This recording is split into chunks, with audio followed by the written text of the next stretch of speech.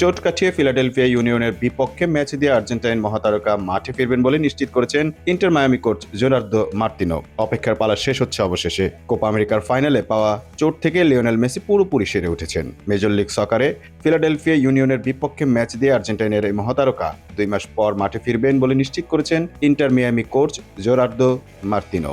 ঘরের মাঠে বাংলাদেশ সময় আগামী রোববার ভোর 5:30টায় ফিলাডেলফিয়ার মুখোমুখি হবে মায়ামি। গত 14 জুলাই কোপা আমেরিকার ফাইনালের দ্বিতীয়ার্ধের অ্যাঙ্কেলে চোট পেয়ে মাঠ ছাড়েন মেসি। ডাগ আউটে বসে এক পর্যায়ে কান্নায় ভেঙে পড়তে দেখা যায় তাকে।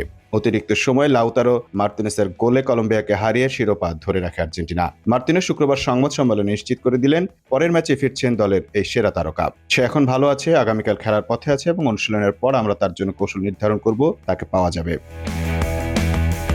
মেসিকে নিয়ে তাড়াহুড়া করতে চাননি মার্তিনো, তাই দলের সর্বশেষ ম্যাচে গত 31 আগস্ট শিকাগো ফায়ারের বিপক্ষে 4-1 গোলে জয়ের ম্যাচে সাবেক বার্সেলোনা ফরওয়ার্ডকে খেলানো হয়নি, যাতে মাঠে ফেরার জন্য আরও 2 সপ্তাহ সময় পান তিনি। ফিলাডেলফিয়ার বিপক্ষে মেসির শুরুর একাদশে থাকার সম্ভাবনাও উড়িয়ে দেননি মায়ামি কোচ। সে শিকাগোতে যায়নি যাতে ফিলাডেলফিয়ার বিপক্ষে কিছু মিনিট খেলতে পারে কিংবা এমনকি শুরুর একাদশেও নামতে পারে। মেজর লিগ সকারের ইস্টার্নে কনফারেন্সে 27 ম্যাচে 18 জয় ও 5 ড্রয়ে 59 পয়েন্ট নিয়ে সবার উপরে আছে মায়ামি। আমন মাহফুজ, টাইম নিউজ ডেস্ক।